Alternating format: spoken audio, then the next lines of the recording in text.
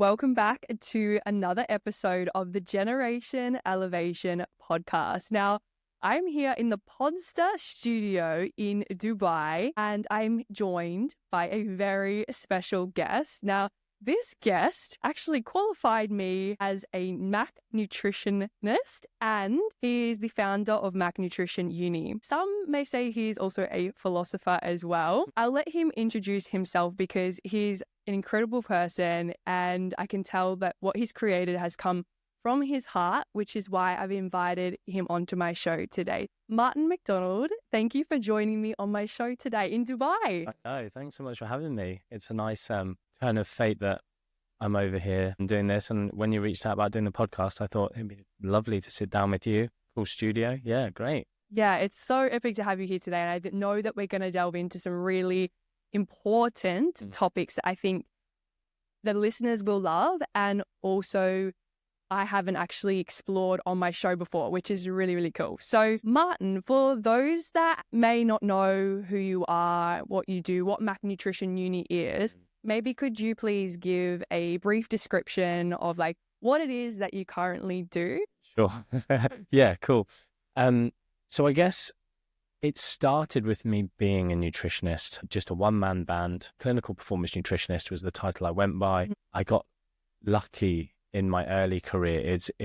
When I started, it was in the performance nutrition world. So we're talking with athletes, elite athletes. You're kind of the lowest of the low. It's seen as a bit of an optional. So your S&C coaches would be a bit more respected than your specific coaches. In sports, your nutritionist is like just telling people to eat broccoli. So I think one of the reasons I managed to do well was because I took the mindset of tangible benefits for people and just in life, like social media, making things not just, but actually tangibly helping people. You know, in business, you're told if you can actually provide something that's actionable and people have success, they're going to come back for more. And so in my career, it was like, rather than just, I'm going to get you healthy, it was like, no, like ridiculous. When I worked in professional football, it was, how can I actually connect with this person? How can I not get them to think I'm taking stuff away? Because that's often the thing of a nutritionist, you're taking away. Whereas it was like, no, what can I do that's positives? My first season in professional football, I literally spent a year telling them what alcoholic drinks to drink, because they weren't going to listen to me going, we probably shouldn't be going out the day before a game and doing that. But if we're going to, this is maybe what we should choose. But yeah, I got lucky that I competed in natural bodybuilding for 5 years, and horrendous sport, but very interesting experimenting with your body with regards to nutrition. And that built a lot of my passion for nutrition. And I thought there was a big gap for me to make a difference in the industry, because again, it was all low fat messaging. And I know now it's gone to like a real low carb messaging, or even worse, carnivore messaging, being the healthiest diet somehow. So it went from that, and I actually then ended up working with some celebrities on sort of transformations. And I was really fortunate that one of them, I think she just didn't know what to say. She was being interviewed on like daytime television, trash TV, and she didn't know what to say. So she just ended up talking about me loads. And my career honestly just turned a lot there. So then I started my consultancy, started bringing on nutritionists working for me. And because I love education, so I was a lecturer at university, but I didn't like the red tape. I didn't like that I failed students and then I was the one being questioned. And I was like, I'm acting with integrity here. And actually, you'll know that one of our strap lines for Mac Nutrition Uni is wisdom, integrity, and confidence. So yeah, I didn't like the red tape. So after building up, I guess, a bit of a following just for giving out free education on the internet, I feel like before it was really popular to do that. And now it's just, everyone does it. I ended up becoming like a bit of an industry mentor to other professionals through bringing my academic background into maybe the fitness, personal training, health and wellness, nutrition space. And then I had a mentorship weekend that people were like, look, can you create something bigger, longer? And I don't know if you probably do know the story, but my Nutrition Uni was supposed to be like a YouTube course. And everyone was like, oh, do something longer. We did this weekend. It was intense. It was amazing. But we want everything in your brain. So create a whole long course. It's like, oh, I'm going to do it. And the internet just did its thing.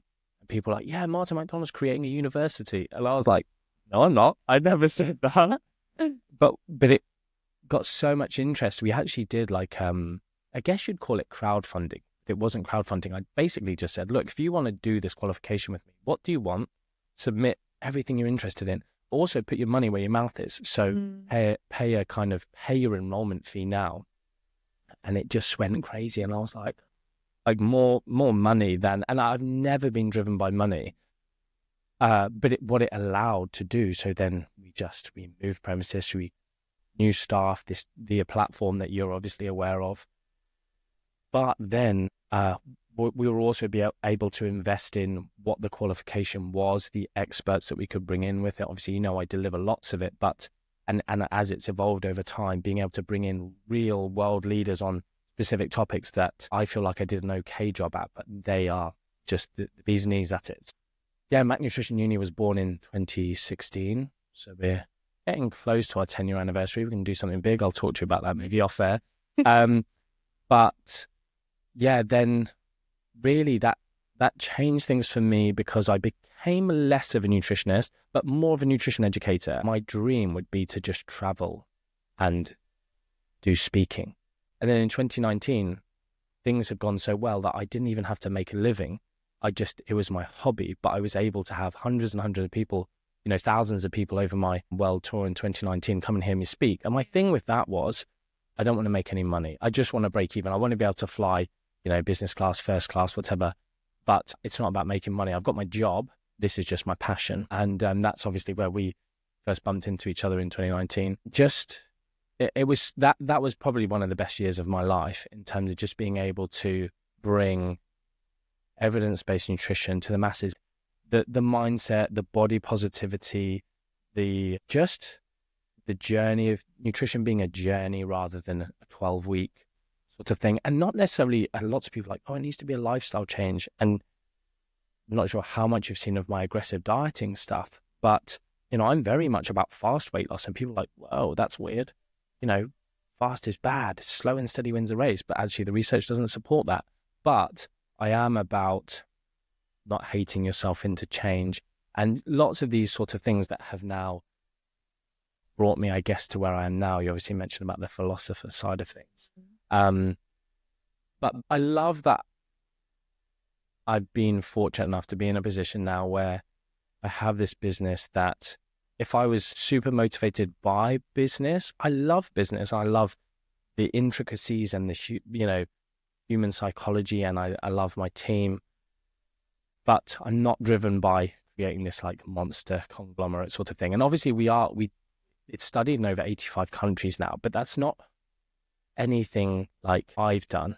I guess it is, but that wasn't the goal. I just wanted to bring evidence-based nutrition, and I just feel like so lucky that I was the first person in the world to bring a fully evidence-based qualification. Like, you're aware of probably some of the big American, Canadian companies that are huge, but still aren't fully evidence-based, and also are just maybe kind of very, very basic. So I can't believe that why in history did I get to be the first person that brought this to the table, and it went from absolutely nothing to this kind of huge company. But yeah, it's allowed me to then talk more, like I said, in 2019, bring my whole ethos to things, not hating yourself, giving yourself these compassionate approaches to nutrition and just life, and being able to then start my podcast to bring about some of that, like the wisdom stuff I want to talk about. And just, I guess, the way I live my life, I like that I may be naturally confident. I like that I'm naturally a happy person. But I've been through very hard times, and I feel like some of my philosophies on life and stoicism is something that I talk about on my podcast, can help people. So it's just nice, I guess, now moving into really just a passion project for me, talking about relationships. So I'm ethically non-monogamous, and talking about polyamory to people, sex positivity, just all these things in terms of, I just think I've been on a journey with that, being able to live my sort of authentic self. I feel like some of these topics, I like that I'm confident enough to put myself out there, because I get a lot of hate for talking about these things, especially as a man. I think there's some great people in this new space, my new space of sex education, relationships, that is very focused on women, because I guess throughout history, it's maybe been more of a taboo topic in that area. But we now have this problem that there's nothing for men. And as a man, I get attacked because a man shouldn't be talking about that, or is seen as maybe somehow sleazy or something like that. But I like that I, through the nutrition industry, have created a thick skin. Like, I don't care about other people's opinions. I've had the online debates and attacks for 2 decades almost, more than that actually, 22 years, that I can now do that and bring this new knowledge and education to people that maybe other people might be afraid to do, or, talking about some quite intimate things. It is funny when on my new Instagram account, you then meet someone in real life who they now know like really intimate things about you and your relationships and that sort of stuff. But it's nice. So that kind of brings me to today. Bit of a long one. No, don't. Sorry. I think like what you've shared is really beautiful. And as you've shared that, it makes so much sense to why I was so drawn to you and doing your course back in 2019. Like back then I was just personal training and wanting to find a solution for helping people, like not just like look good, but also feel good. And so I remember watching you on stage, and there's a saying that you never really remember what people say, but it's how they make you feel. And watching you up there really just showed like you're so authentic in what you share. You're also adding like jokes and you made it funny. And I just remember this guy, like, he's not your typical lecturer where it's just all science and doesn't make sense and hard to grasp where you're falling asleep. It was like you entertained the whole room. And I think you probably made everyone in that room laugh. And I remember it was like a bunch of people that are quite, serious. Yeah. So it's like, you know what, like I'm going to learn more about this MNU thing and see what it is all about. And yeah, I took the course, I did it for the year, and I found that it was such a beautiful balance between like, yes, the self-confidence piece and understanding like why you are wanting to, for example, lose weight, and adherence, and like the cognitive behavioral side of understanding the psychology of why you want to eat a specific way or perform, etc. And then also backing it up with the evidence to prove that. And it's really interesting that my journey has then led me to exploring more of like the psychology behind our why and behaviors and the subconscious mind and hypnosis, and kind of including it all together, and listening to your journey of you having this almost beautiful beast grow within the MNU, right? And now onto your new journey of sharing about open ways of relating. I think even that was like a stepping stone to help create you to be that person that to have the courage, to have the strength to talk about these topics. Because 100%, like you said, there's such a stigma around men speaking about these sorts of things. So, I mean, Martin, like what have been like the biggest growth pieces that you've learned about yourself to be able to feel brave enough to share these things authentically? Because I know there'll be men listening to this episode right now going, like keeping these things to themselves, being afraid to even open up to even the close people around them because they maybe don't know how. So I'd love to hear like your journey into this new space that you're in, and maybe those 3 big lessons or philosophical lessons that you've learned. I think probably a huge factor for me, I don't know if you know this, but I did creche, so looking after babies, for about 10 years, just volunteering. I absolutely love babies, and I only stopped when my first baby was born. And I think, so it's kind of like becoming a father didn't change me per se. I think some people aren't, especially maybe men.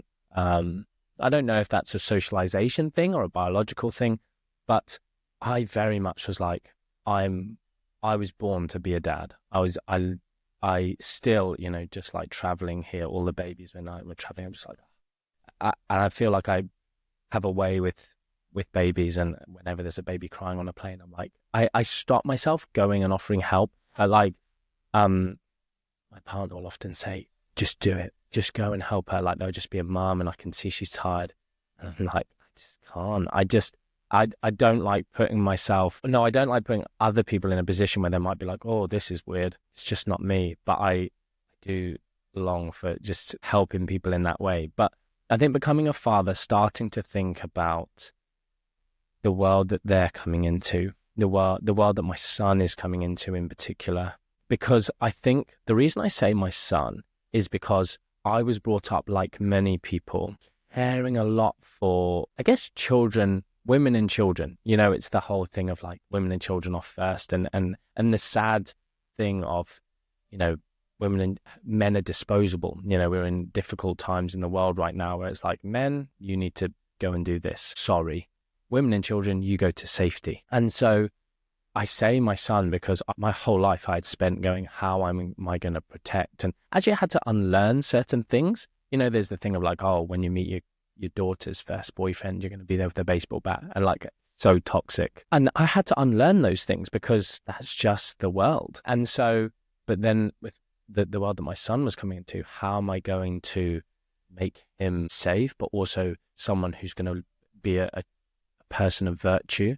So I read books on stoicism to my children. I hate reading. I've never actually read a book in my life. I've read one book almost to the end, and that was Man's Search for Meaning by Viktor Frankl, which I think everyone in this space has probably heard of. And it was when I was going through a very tough time in life, and I thought, I'm going to read this because I've heard these things about it, and that's what I need. And it is a life-changing book for me, which I feel like if any of your listeners haven't heard of it, it's Viktor Frankl is a psychologist who was also a prisoner of war in Auschwitz.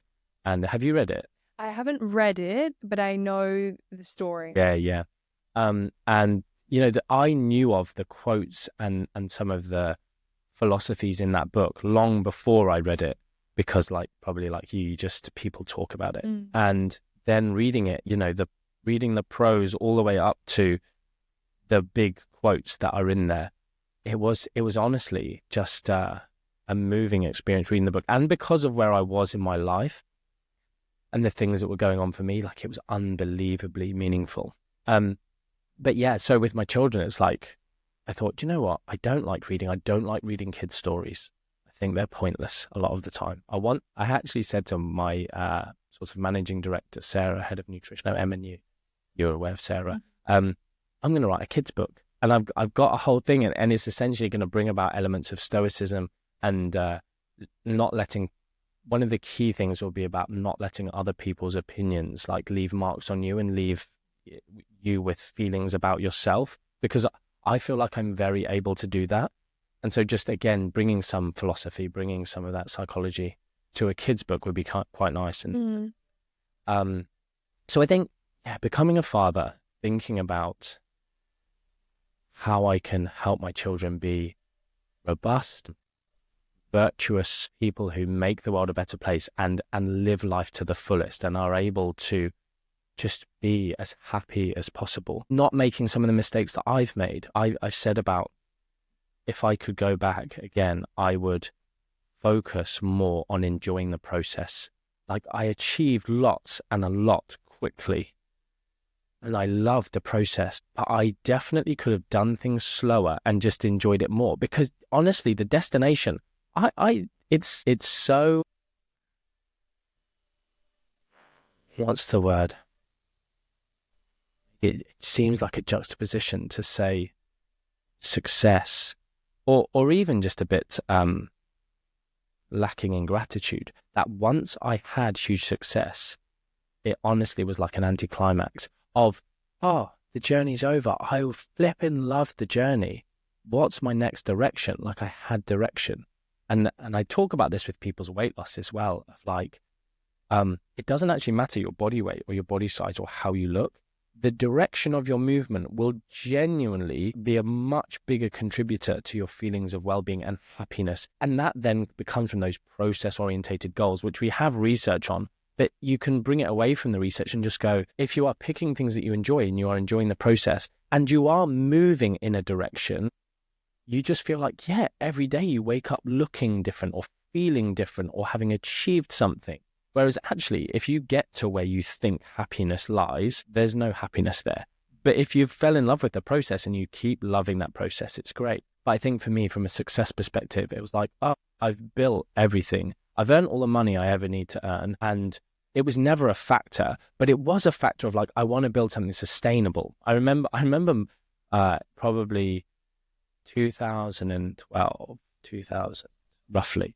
I said to someone, I think my definition of success right now would to have £50,000 in the bank that I know is just safe. And oh no, maybe it was 2008. Anyway, because I'm just remembering who was like I was bringing on staff, and I was like, if I just had that money there, and I knew that it was like a rainy day fund. And now people talk about having 6 months of operating costs and all this stuff, but I just plucked this number out of the thin air to then be where I am now. It's like this phenomenally different place of comfortability, but it was the striving that I was enjoying. So then it's like, I don't need to strive anymore. This actually sucks. So I think that probably led to like, what else can I add to the world? Like I put my heart and soul into creating Mac Nutrition Uni. I must have spent 4 years crying because of kind words. I am, again, because I'm someone who I think does live authentically and is also not afraid to show my emotions.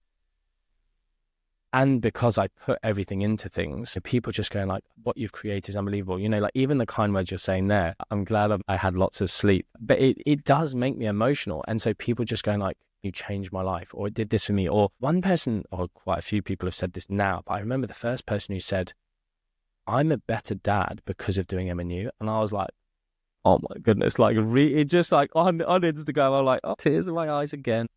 So, and other people have just said, you know, I'm a better person because it's just given me different ways to think about things, different ways to think about my clients, having empathy and compassion for their situations.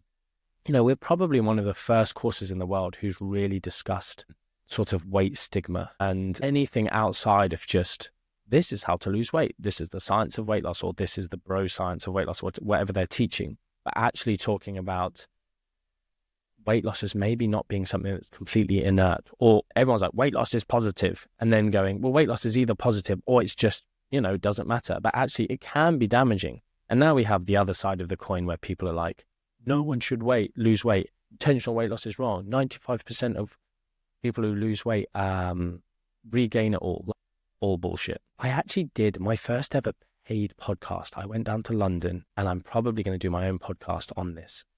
It's a professional comedian. She invited me on her podcast, and I was like, this is cool. Like, you know, paid to do it. You know, famous people have been on here. She never published the podcast because, this is probably just under a year ago now, and I haven't called her out on it yet because essentially she had come from a weight loss journey. She had interviewed like famous people like Tim Spector, Professor Tim Spector. She had seen me calling him out, thought that then meant I was in her camp of no one should lose weight. I then came on the podcast and said, he's an idiot. He's lying. He's trying to sell these personalized nutrition plans that do not work. You know, all their advertising, I don't know if you saw this, they've been sort of prosecuted for false advertising claims. They've had to pull their Facebook ad campaigns about menopause and all of this Zoe BS. But that doesn't mean that every version of weight loss is wrong, or that it's wrong for everyone, which was of her opinion. So I had a really nice discussion, I thought, with her, where I said, you know, it's great that you've realized that 100%. Everyone shouldn't be forced to lose weight or told that they, you know, must.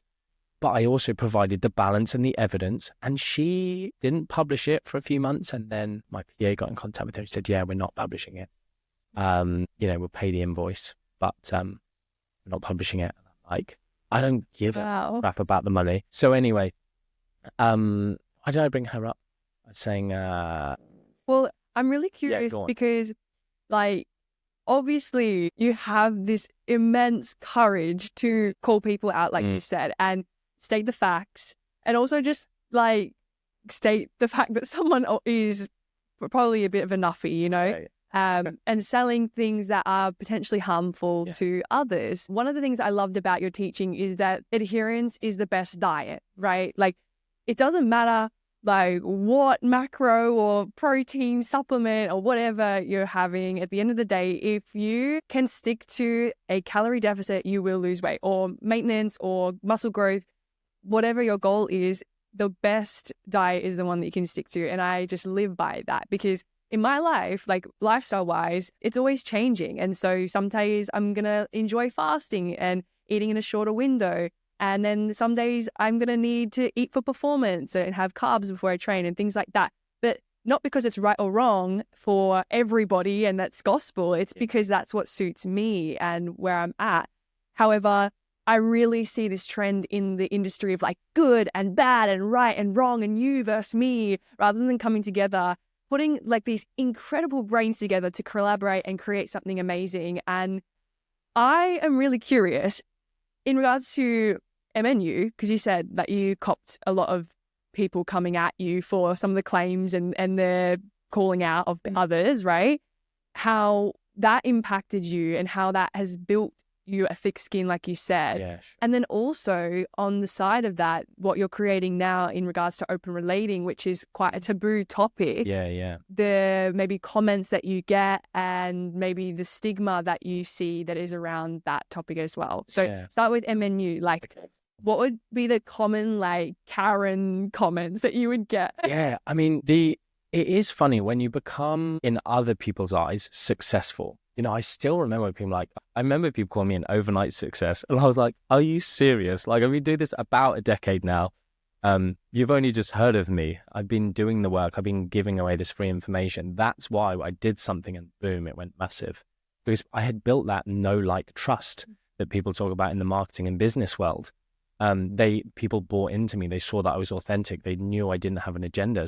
And I was just solving a problem that people had. I didn't bring a product to the market. The market asked me for something that I was able to create. So people were insulting me, saying I was an overnight success. But then also, I think one of the biggest things, no, it's not the biggest, but I'll say this one because it's interesting, and because you said Karens, is someone who was the confident parent, new parent, helping the mother of my children understand babies, because I was the one who had worked with babies for a long time, who, you know, I attended all of the classes with the breastfeeding experts, although they were saying some wrong stuff that I knew, because I love research. I love delving into this stuff. You know, me going into the sex positivity world, which I'll talk about in a bit, and relationship world, is I've been I don't call myself this necessarily, but when people ask me to go on a podcast that's very specific to that area, I'm doing some I was invited to speak in Jamaica on some of this stuff, and London, around all different areas of sex positivity or relationships, E&M,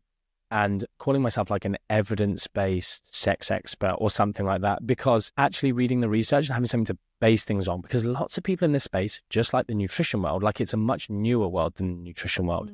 It's all their opinion. And I'm like, oh my goodness, like I can just see the same trends. But I was then talking about breastfeeding, and people would literally come at me and go, another man mansplaining things to women. And I'm like, I absolutely hate, and this is probably one thing that's pushed me more into a separate account, because I know people follow me for nutrition and parenting and stuff like that, but maybe don't want to hear me rant about some of these other topics. So I thought, okay, it's another avenue for me to talk about something I've become quite passionate about, which is sexism against men, which is probably the only lasting area where you can be a bigot and not be called out for it. There are definitely hugely sexist people against women, but any good person knows it's wrong and will call it out and would be disgusted to be heard saying something racist or against women. But good people will very well say stuff about men this, men that, and it's completely accepted. And so me not having mammary glands was a reason that I wasn't able to give. And one of my pinned posts on my Instagram is about the menstrual cycle and weight loss, an area where I know lots about things. But people coming up, again, another man, like I hate the term mansplaining. Like it's just, again, sexist. It's as bad as any other slur against women or a certain race. So, but it is very well accepted. And it's just, I'm just trying to help people. I'm not telling women how they should feel. I'm not saying it from a life's experience. I'm saying based on a woman's physiology, which I understand way better than women. Like women are like, I'm the expert because I am a woman. And it's like, you're not. You're an individual who's a moron, because we, as individuals, we are all morons. Like the only thing we know is how we feel. Even when I was a performance nutritionist working with children, I would have, and this is before I had kids, I would have parents telling me that I didn't know anything about nutrition for kids because I didn't have kids. And they were like, you'll never get a kid to do that. And I'm like, based on what? And they're like, well, I've got kids, you don't, I know. And I'm like, okay, but I work with hundreds of children, teenagers, and I work with all of their parents. You only know you and your kid's shit because you're a shit parent. All the others who listen to me because they're not biased and offensive and attacking me and actually open their ears, get these results or will be able to do these things. And it's the same thing with these women attacking me. It's like, you're only the expert in you. And you're not even an expert. I don't respond well to carbs whenever I eat bread. And it's like, no, I know the physiology of why you think that. I also know all the other women who have had those experiences and how I've helped them and changed it. But people just think, and it's just madness that people think because of the genitals you have, that has any bearing on your knowledge or ability or worthiness to speak on a specific topic. So that's been something that I've dealt with in the nutrition world, but hugely correlates to what I'm now dealing with. But honestly, I've had less hate setting up an account, which is hugely taboo, than I did on my nutrition account, which is wild. I think because people are they may be just nervous to enter a debate and maybe even say the words they would need to say to even try and have a conversation with. What I've noticed, especially in that space with my clients, right, is because of the stigma and taboo around sex in general, even religious belief too, there's such a feeling or emotion of guilt, shame, insecurity, fear around these topics. And that's like anything in life that you haven't researched or explored or don't know much about, right? If you've avoided something like going to do a squat under a barbell your whole life, of course you're going to be nervous for the first time you go to perform that, right? So same with this topic of sex. And because it's such a triggering thing, whenever people would, for example, see your page and maybe give hate, what I see going on there is just a trigger of their pain body, their ego, the thing that is hidden or suppressed within them, repressed, suppressed, denied, is then being reflected back to them within the work that you're sharing. So, of course, there's this adverse reaction of, how dare you share something that is fearful for me or insecure for me? It's triggering everything that they are fearful of, insecure about. That quote, you don't see the world the way the world is, you see it the way you are. Of course. And it's that exact projection of that. Yeah, 100%. And it's you attract you. And my teachings of the law of attraction and the reticular activating system of your brain, right? What you focus on expands, you attract you. And most people go, well, yeah, I am really positive and happy. And how come all these bad things keep happening to me? Or keep getting ghosted, or I'm unsatisfied in my relationships, or I can't lose weight, right? And I'm just like, yeah, because there's the conscious side of you that you know about, right? Everyone has their conscious mind. It's what we are in probably right now because we're thinking, we're talking. It's a beta brainwave state. And then we have our unconscious mind. And funnily enough, we've got at least minimum of 80% of the time we're in this subconscious state. And this is responsible for our habits, addictions, behaviors. And then if we are in this state majority of the time and we're attracting these things that are uncomfortable or triggering, right? It's telling me as a coach for people's mental health and mindset that there's a part of you through this situation that is trying to express itself. And maybe because you've had this trigger, there's room for self-exploration here. And so I'm curious to know, Martin, for you, did you always know that you were interested in this space, or is this something that you kind of discovered later in life? And then I'd love to hear your advice for people who may be wanting to explore that space themselves.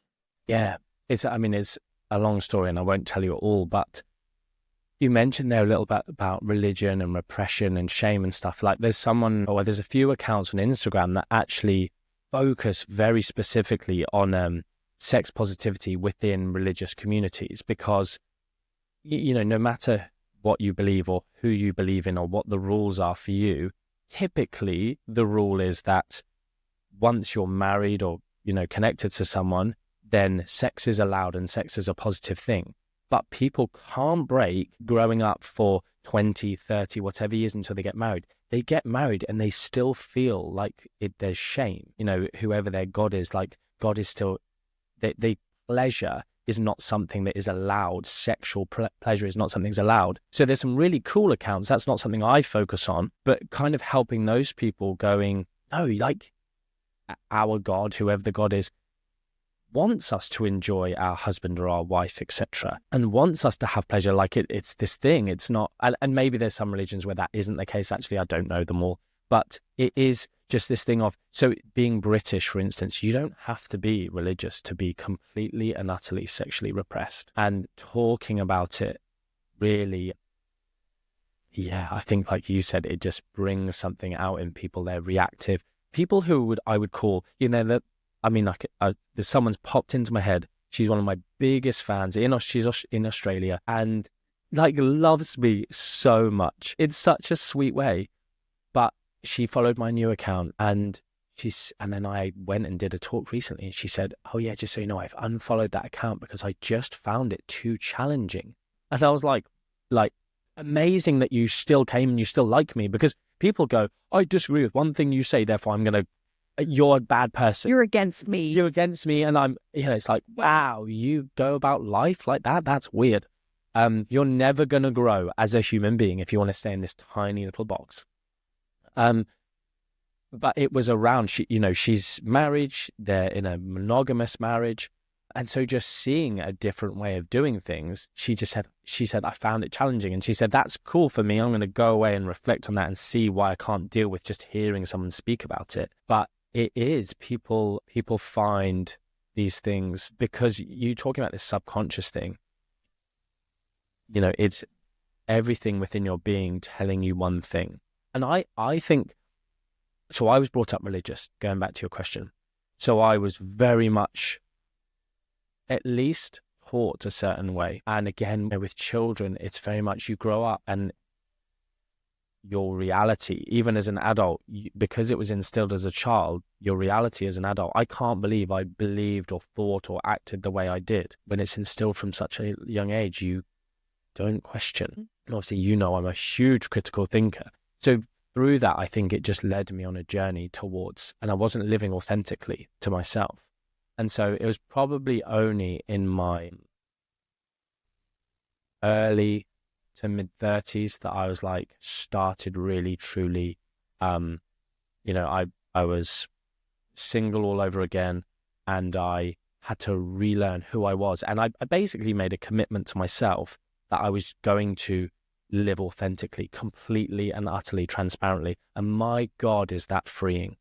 This is something I talk about. It's like living authentically. It's like it's in general, it's so stress reducing. Like it doesn't require any effort to just be yourself. It does, unfortunately, sometimes lead to hate from external sources. But if you can become so assured of yourself and who you are, take the good from people and if people aren't good and for you in your life, it's like you can just park that. Yeah, even on that, like the hate that people give someone who is being authentic is also just a mirror for where they're being inauthentic as well. So true. Which I think is really beautiful because you're being that light and shining it on everyone else's shadows that do feel that hate towards you in regards to them. I could not believe when I started this new account, I said, I'm going to start a new account. I'm going to talk about these 5 to 6 things. Like people can go and look. I think I pinned it, but it's like a swipe through of the things I'm going to talk about. But honestly, it went from maybe 6 or 7 or 8 or 9 things. And now there's like 3 things I talk about because it's just every single question is on those topics. But the number of people that reached out and went, I thought I was a weirdo.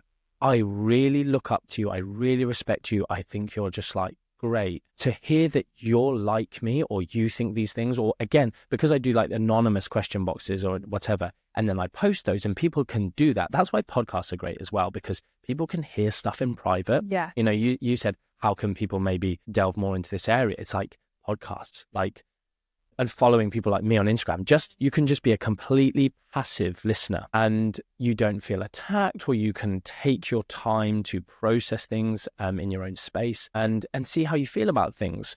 So I think for me, one of the things with, I guess, E&M or this area is, so I started religious, I started living authentically.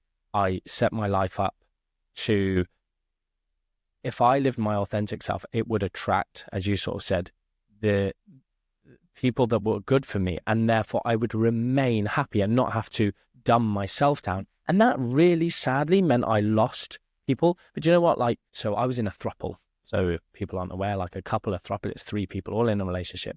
And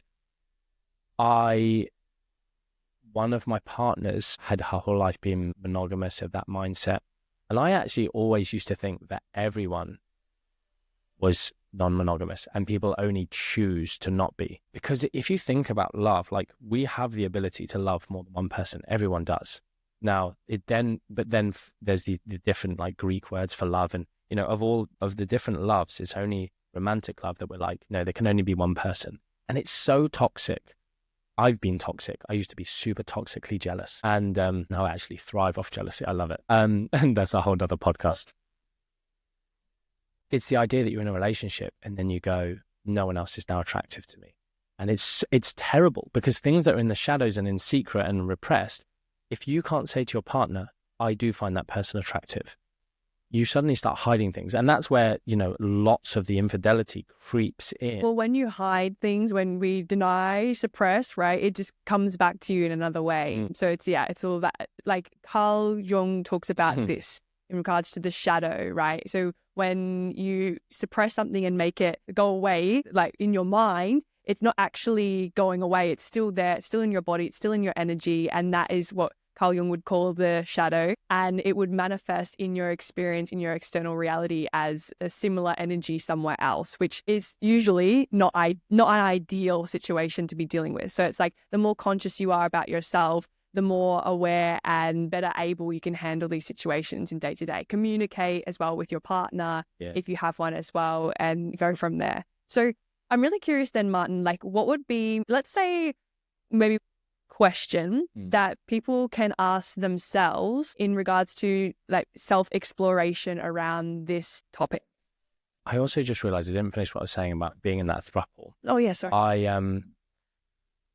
One of my partners, she'd been monogamous. She thought she could be in this situation. It was great, but through, I guess, exploring it, and it was amazing, but she realized, actually, this isn't for me.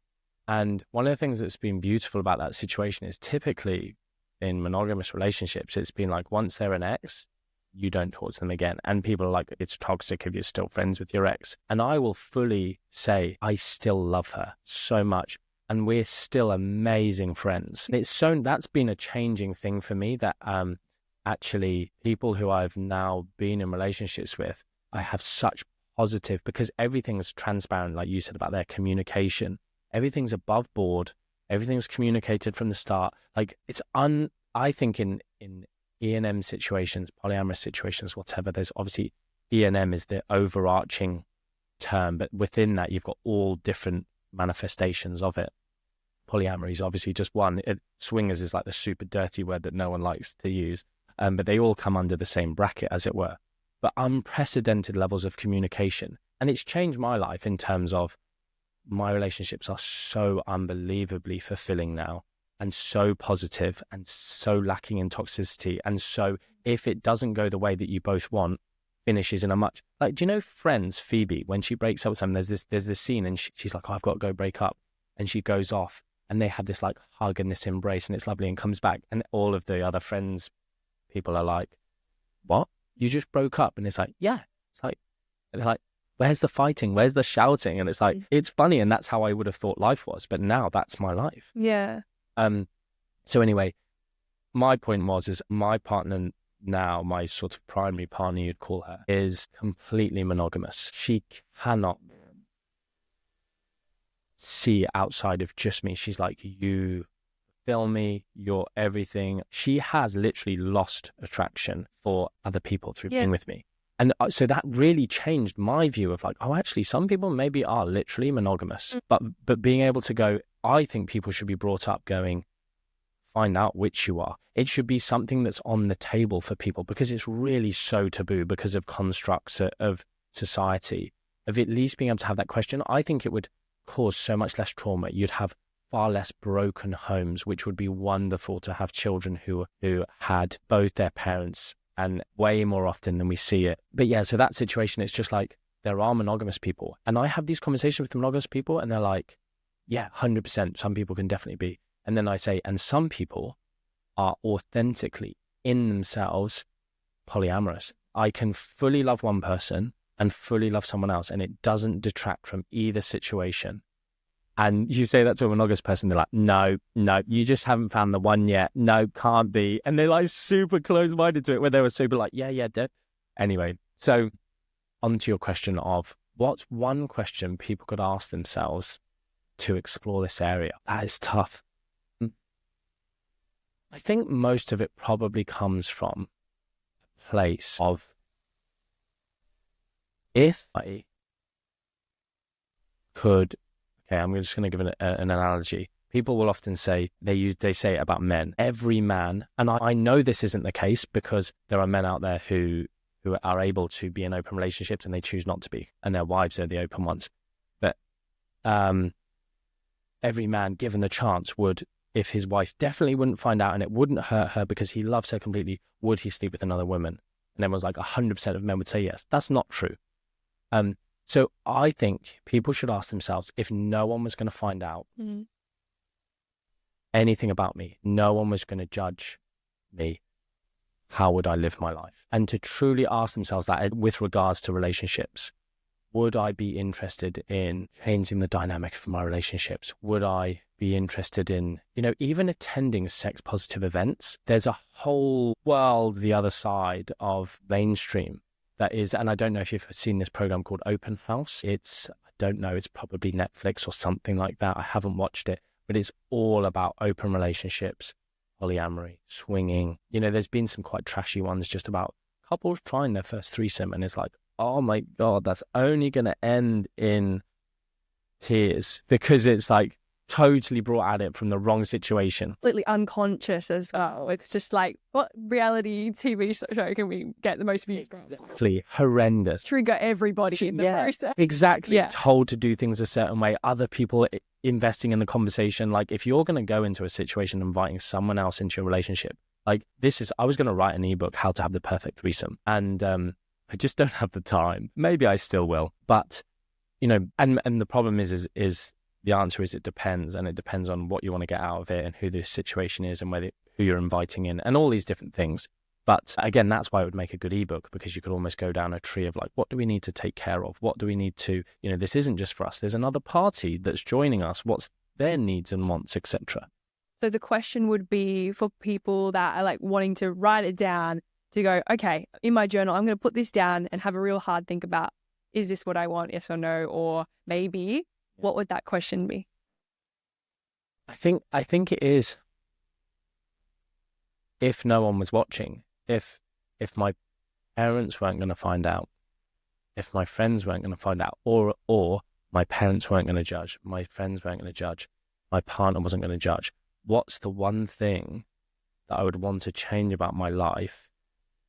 And if they come back with nothing, there's nothing, because the problem is everyone's repressed. So you really have to sit down and consider this and say, is there anything within me that is unfulfilled? Because there are ways of exploring it. One of my partners, she asked her husband to open their marriage. He said no. She said, I love you so much.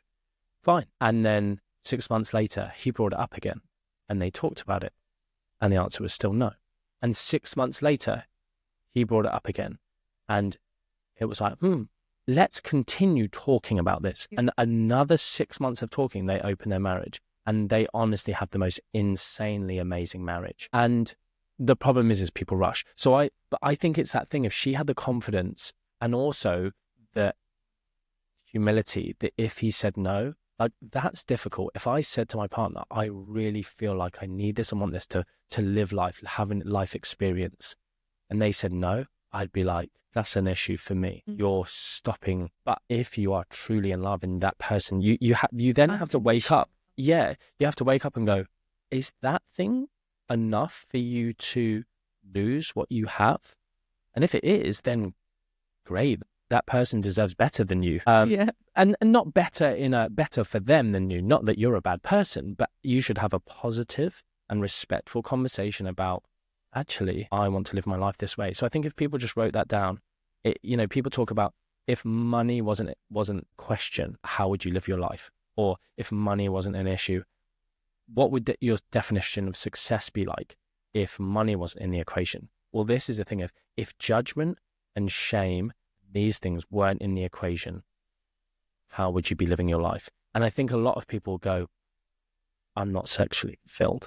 And you can still stay monogamous. I think 70% of my followers on my new account are in monogamous relationships, because I do talk about sex positivity within a monogamous relationship, because what has transformed my sex life is communication. That works whatever your relationship dynamic. And people being able to really authentically, transparently ask for something that they thought they would be judged for. So that's another cool thing about social media, is I can post these women who people are like, oh, women don't like sex. And I'm like, yes, they fucking do. But it's because people judge them for saying so. But when they're able to go, I am desperate for my husband to do this, how can I bring that up? And so then I'm like, wow, it's such a boring answer, but communicate. But giving them some words, or how to broach it, or, you see on the TV, or like, oh, that's interesting. What do you think about that?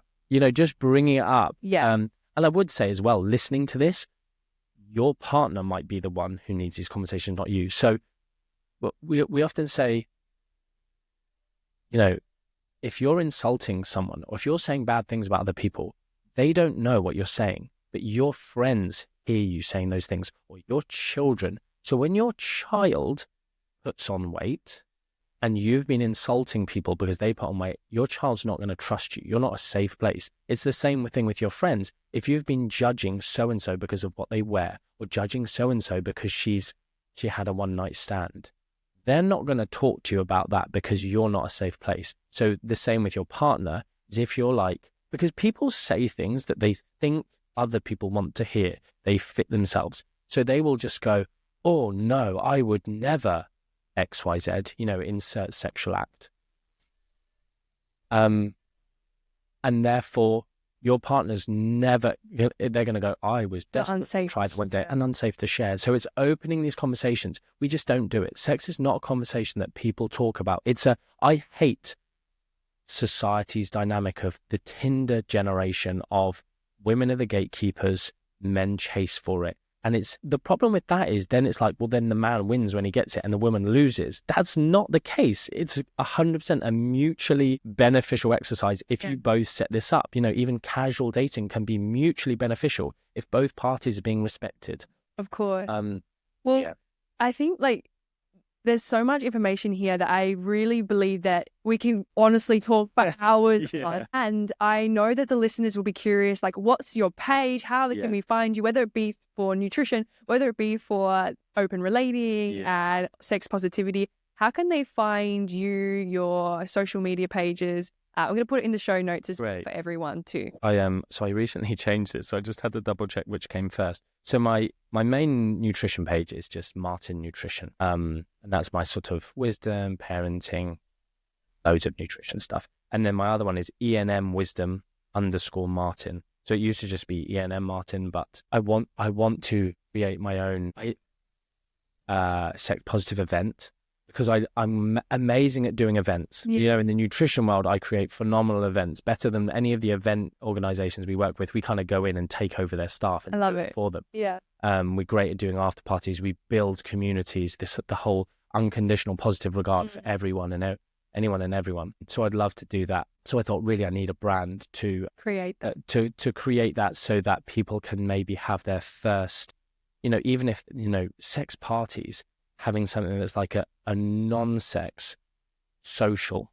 So it's just getting to know people, like-minded. Yeah, exactly. Conscious conversations. I might steal that. Thank you. So ENM Wisdom _Martin is if they want to find out more about these things. I do understand. I changed the name from what it originally was. I won't say what it originally was, but people were like, I don't want to follow this because if my partner sees me following it, they might break up with me. That's a terrible relationship. You need to be following me. They need to be following me. You should be allowed to follow whoever you want and take the good from it. I follow some terrible people just to see what people are saying. Yeah, well, I'll put the pages that you've mentioned in the show notes. So if anyone wants to follow along Martin and his journey, like, please go to the show notes and you'll find those links there.